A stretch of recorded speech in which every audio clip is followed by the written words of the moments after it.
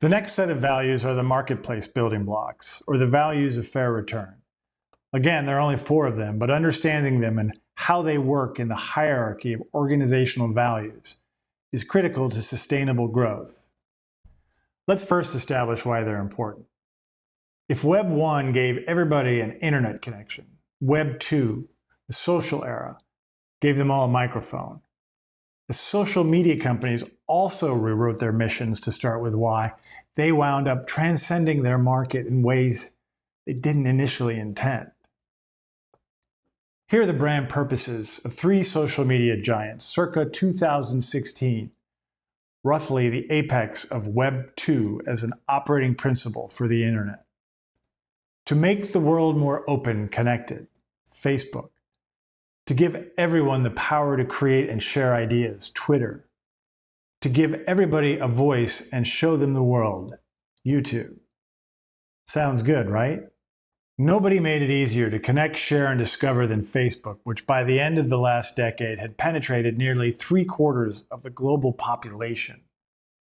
The company achieved an incredible customer flow state, most of it in a single decade of stratospheric growth, with one of the most effective market actualization statements, aka mission statements, ever proposed.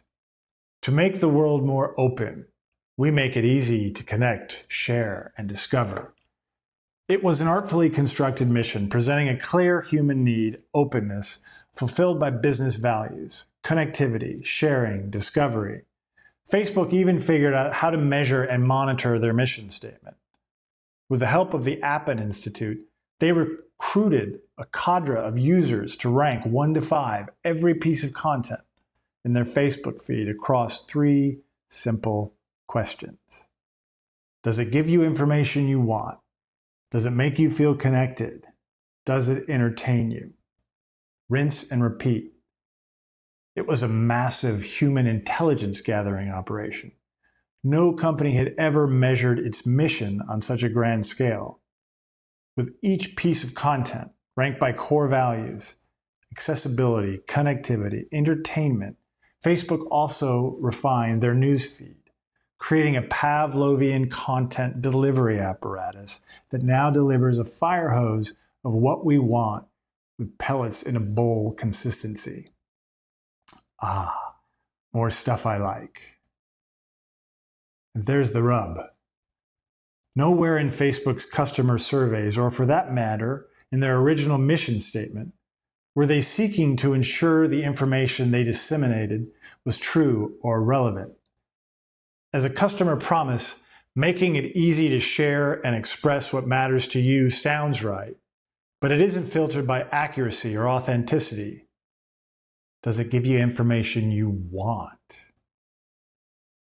In the last few years, we've seen the unintended consequence of what we want AI, which can reinforce information silos and even trigger global events. As we teach our machines to make decisions based on what we value most and give them the tools to motivate behavior, we need to treat market transcendence as the default setting.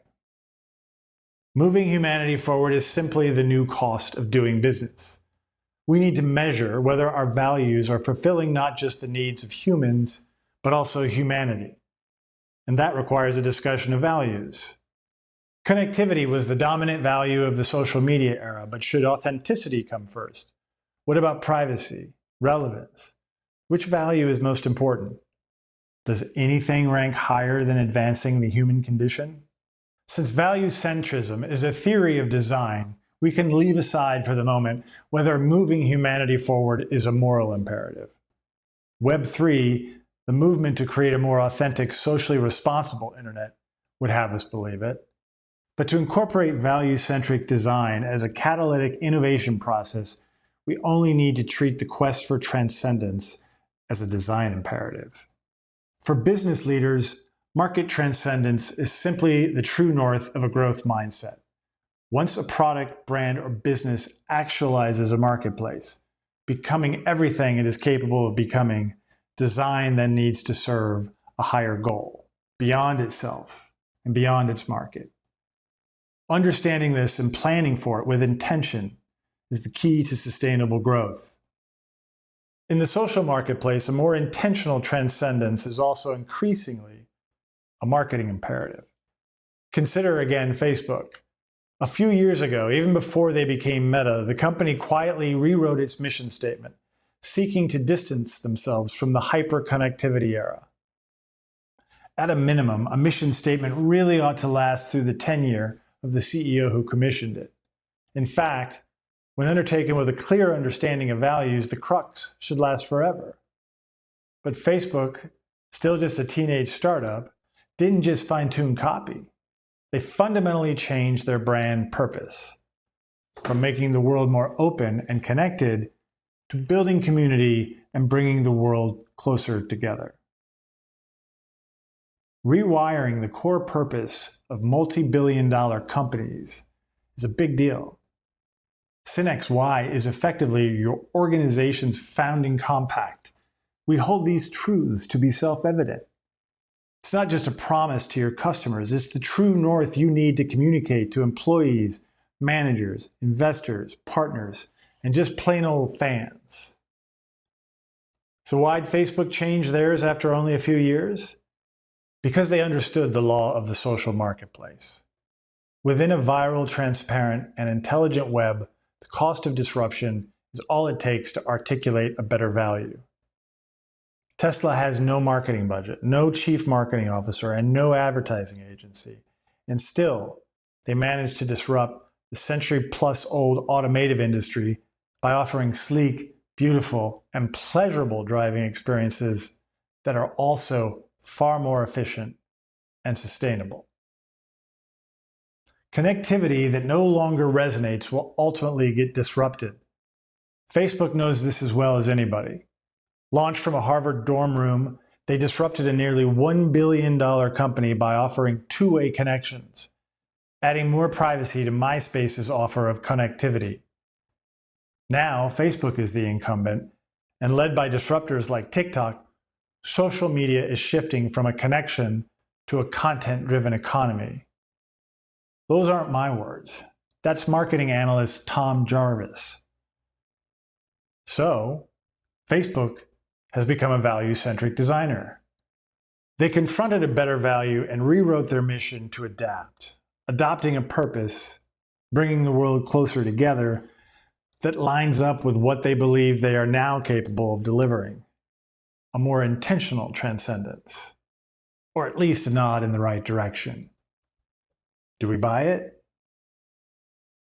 In the emerging Web3 era, companies are creating alternatives that are not only faster, cheaper, and more efficient, but also more sustainable and relevant, more authentic and immersive, and ultimately more socially responsible.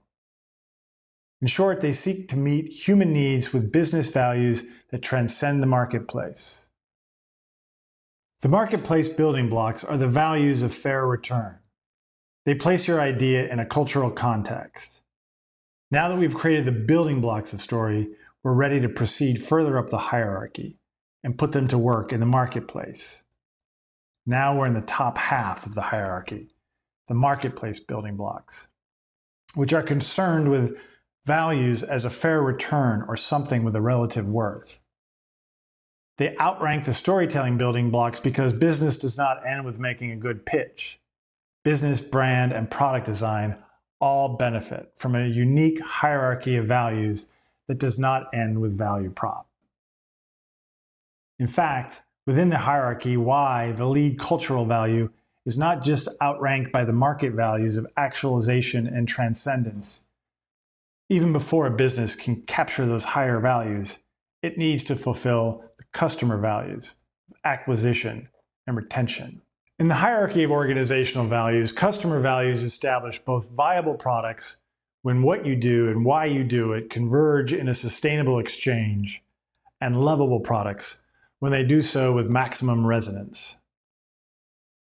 Product and cultural values ultimately must fulfill the customer values of acquisition and retention.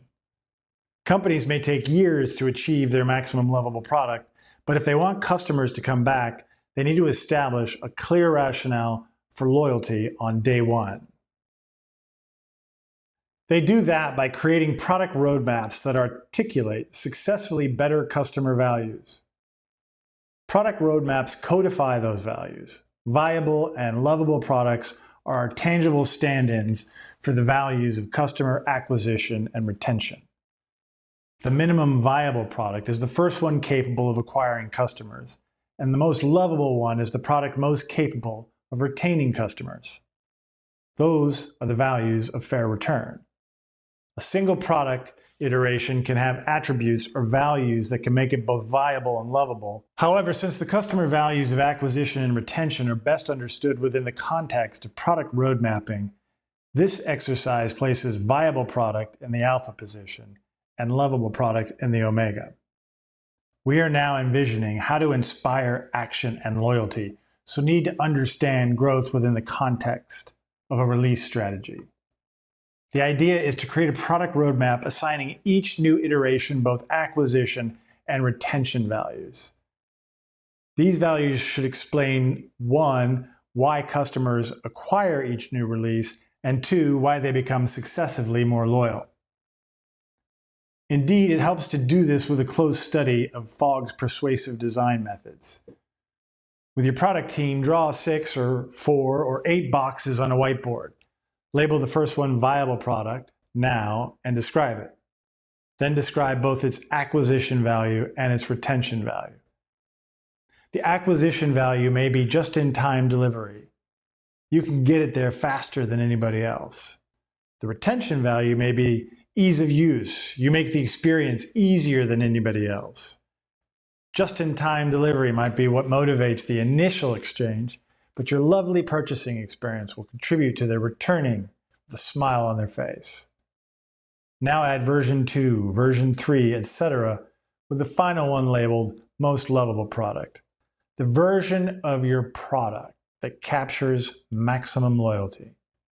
For each one, describe new acquisition and retention values.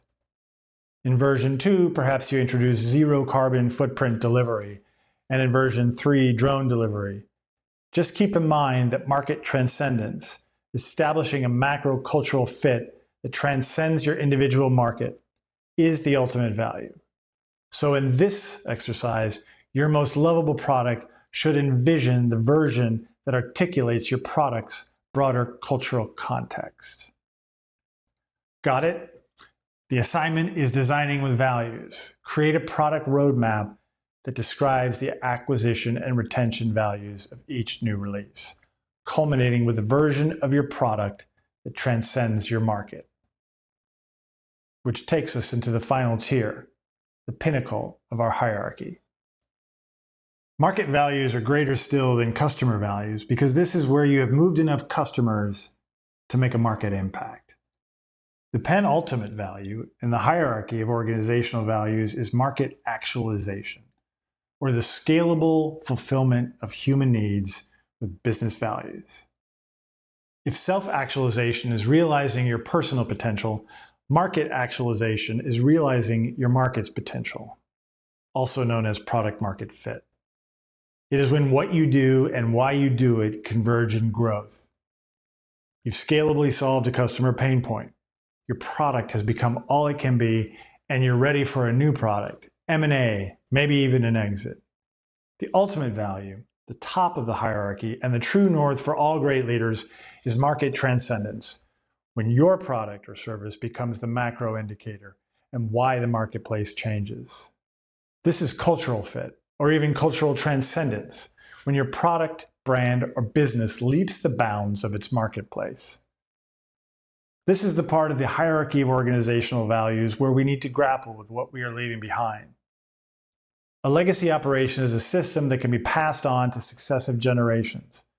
To articulate that, ask your team how your business achieves both product market fit, aka market actualization, aka scalably solving a customer problem, and cultural fit, aka market transcendence, aka creating a business or operation that reaches beyond your industry or market and establishes a broader cultural impact. Altogether, product, cultural, customer, and market values represent a full adaptation of Maslow's hierarchy of needs to business values. Every value-centric organization, which is to say every organization that wants to last, orients around this hierarchy. The bottom two rungs establish the elements of a winning pitch.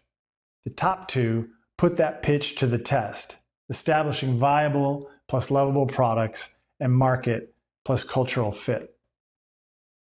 Like Maslow's hierarchy, the hierarchy of organizational values is progressive, so can be understood from the bottom up as well.